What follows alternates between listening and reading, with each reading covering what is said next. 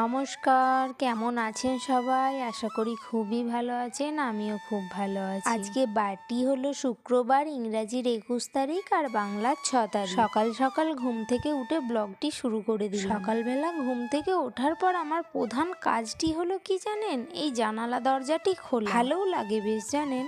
জানালার দরজাটি খোলার সাথে সাথে সূর্যের আলোতে ঘরটা যখন আলোকিত হয়ে যায়, সেইটিতেই মনটা অনেক ফ্রেশ হয়ে যায়। আজ প্রায় ১৭-১৮ দিন পর সূর্যি মামার দেখা পেলাম জানেন। এই ১৭-১৮ দিন ধরে তো শুধু বৃষ্টি আর বৃষ্টি। এই যে গেল বৃহস্পতিবার, এর আগের বৃহস্পতিবারে এত বৃষ্টি হয়েছিল, ঘরের মধ্যে ১ হাঁটু করে জল জমে গেছিল জানেন। তখন তো আর ব্লগটা শুরু করিনি, না হলে আপনাদের সঙ্গে শেয়ার করতাম। যাকগে, সেসব কথা বাদ দিন। আচ্ছা বলুন তো, আজকে আপনাদেরকে বারের সঙ্গে কেন ডেটটা শেয়ার করলাম? আচ্ছা, কারণটা আমিই বলে দিচ্ছি। আজ থেকে আমি ব্লগ শুরু করলাম, এটা আমার ফার্স্ট ব্লগ। এর আগেও এই চ্যানেলে আপনারা কমেডি ভিডিও, হ্যাক ভিডিও পাবে। এই চ্যানেলটিতেই আমি আবার ব্লগ ভিডিও দিতে শুরু করেছি। কারণ কি জানেন? কারণ আর কিছুই না, কারণ এই চ্যানেলটি আমার কাছে এত প্রিয়, অনেক ভালোবাসা দিয়ে এই চ্যানেলটিকে আমি তৈরি করেছি। যখন আমি এই চ্যানেলটিকে বানিয়েছিলাম প্রায় আজ থেকে ৩ বছর আগে, তখন আমি ভেবেছিলাম আমার এই চ্যানেলটিতে শুধু আমি কমেডি ভিডিও ছাড়তে থাকবো। কিন্তু বিশ্বাস করুন, কমেডি ভিডিও একার দ্বারাই শ্যুট করে ছাড়া আমার পক্ষে সম্ভব হয়ে ওঠে। তাই আমি ভাবলাম আমার দৈনিক জীবনের কাজকর্মটা আপনাদের সঙ্গে ব্লগ হিসাবে শেয়ার। আমি কিন্তু আমার চ্যানেলের নাম বা ক্যাটাগরি কিচ্ছু চেঞ্জ করিনি। আমি ভেতর থেকে ফানি ওম্যান, শুধু সংসারের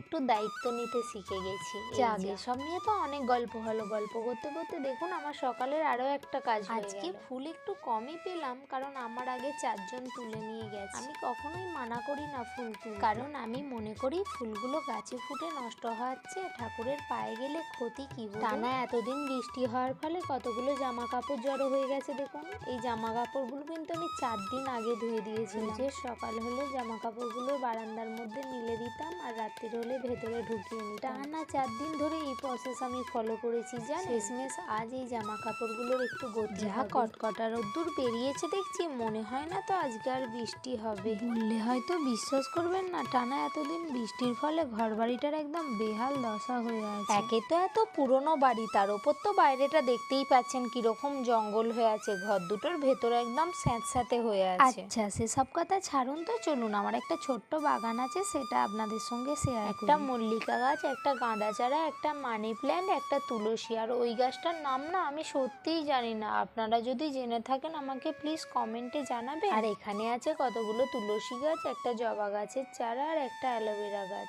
এই জবা গাছের চারাটা না আমি জঙ্গল থেকে তুলে এনেছি। তখন দেখে ভেবেছিলাম জবা গাছেরও আবার চারা হয়। জবা গাছ তো জানি ডাল ভেঙে বসালেই হয়ে যায়। যারা আবার এই কাগজের টুকরোগুলো দেখে ভাববেন না আমরা চারপাশটা নোংরা করে রেখেছি। আমাদের পাশের রুমে যেই মানুষটা ভাড়া থাকে সেই মানুষের এই কাগজগুলো। ওই যে বললাম না ঘরেতে জল ঢুকেছিল, ওনারও ঘরেতে জল ঢুকেছিল, ঢুকে সব কাগজগুলো ভিজিয়ে দিয়েছে। তাই এতদিন পর রোদ্দুর উঠেছে তো রোদ্দুরেতে সব শোকাতে দিয়েছে। কথা বলতে বলতে দেখুন কখন রান্নাঘরের দিকে চলে এসে দেখি আমার বর আমার জন্য অনেকটা কাজ এগিয়ে রেখেছে। সবজি কেটে রেখেছে, বাসন ধুয়ে রেখেছে, এমনকি ডালটাও বানিয়ে রেখেছে। দাঁড়ান, ও তো এতটা করেইছে, আমিও বরং একটু কাজটা এগিয়ে রাখি, বাসনগুলো একটু গোছ করে। ওর কাজের ফাঁকে যতটা সময় পাই সেই সময়টাতে আমাকে এরকম হেল্প করে জানেন, আমার তো বেশ লাগে। ও দাঁড়ান, আপনাদিকে তো বলতেই ভুলে গেছি, ওর সকালের ডিউটি কি জানেন? থেকে উঠে ওর জন্য চাটি করা, এটাই ওর সকালের ডিউটি। চা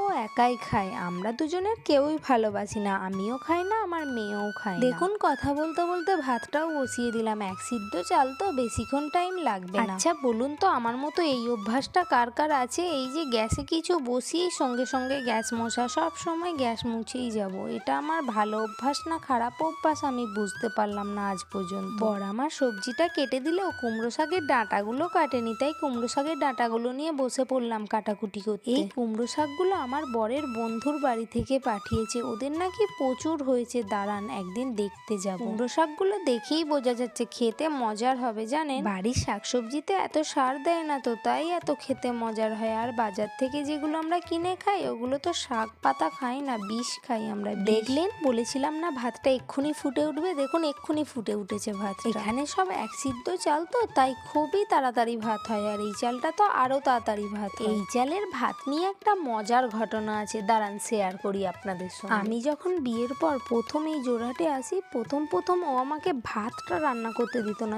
সবজি আমাকে বানাতে দিত, ভাতটা কিন্তু বানাতে দিত না। তখন বেশ কয়েকদিন পর আমি ওকে বললাম, আমি সবজি যেহেতু বানাতে পারছি, ভাত কেন বানাতে পারবো না, আজকে আমি ভাত বানাবো। তখন ও আমাকে বললো না, পারবে না। এই যা কারেন্টটা চলে গেল, দেখলে? যাক, কাজের শেষে তো কারেন্টটা গেছে। ভালোই হয়েছে কারেন্টটা, যে এই সুযোগে আমি মাছটা কিনে নিয়ে চলে আসি। হ্যাঁ, তারপর যেই কথাটা বলছিল, তখন আমি ওকে বললাম আমি আজকে ভাত বানাবো বলেছি, বানাবো। তখন কার্তিক আমাকে বলল, ঠিক আছে, ভাতটা খুব তাড়াতাড়ি হয়ে যায়, খুব সাবধানে বানাবে, বলেও কাজে চলে গেল। আমি ভাতটা বসিয়ে দিয়েছি, দিয়ে ভেবেছি হয়তো আমাদের ওখানের মতো সেদ্ধ চাল, একটু টাইম লাগবে। ওমা, তারপর যখন নাবাতে গেছি দেখি ভাত আর ভাত নেই, আটার মতো ঘেঁটে গেছে। আমি তো ভয়ে মরছিলাম যে কার্তিক আমাকে এসে কি বলবে। দেখলাম ও এসে কিছুই বলল না, শুধু আমাকে বলল, আমি বলেছিলাম না তুমি পারবে না। এখন ভাত করাটা অনেকটাই শিখে গেছি, তবুও মাঝে মাঝে অনেকটাই গন্ডগোল হয়ে যায়, কখনো কখনো এগিয়ে যায় ভাত। এখনো অনেক কিছু শিখছি, পরবর্তীতেও শিখে যাব। যেমন এখানের ভাষা, এই আসামের ভাষাটা না আমি 3 বছর ধরেও শিখে উঠতে পারলাম না। চেষ্টা করি একটু একটু বাইরে বেরোলে বলার, কিন্তু পারি না, আর কি করবো, হিন্দিতেই কাজ চালাতে হয়। এই ভাষাটা নেই, বারবার বাজারের দিকে বেরোই যাতে ভাষাটা একটু শিখতে পারি। এই যেমন এখন মাছ কিনতে এসেছি, কার্তিক ঘরে থাকা সত্ত্বেও আমি বাজারে মাছ কিনতে এসেছি, কারণ আমার এরকম দাম দর করে মাছ কিনতে প্রচুর ভালো লাগে। যেমন এই মাছটি 400 টাকা কিলো বলছিল, আমি 200 টাকা কিলোতে নিয়েছি, কিন্তু এই মাছটিকে কি মাছ বলে আমি সেটাই জানি না। মাছগুলো আমি ফার্স্ট টাইম খাচ্ছি, খেতে কিন্তু বেশ ছিল। আমার দুর্ভাগ্য,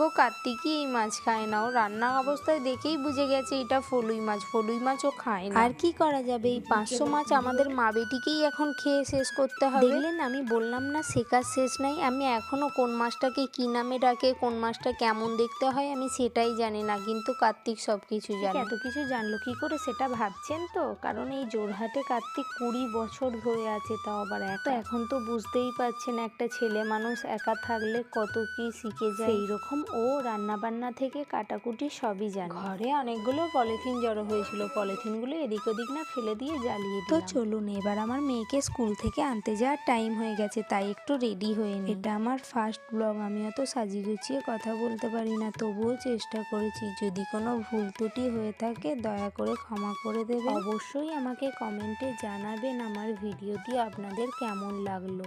তো আজকের মতো ব্লগটা এখানেই শেষ করছি।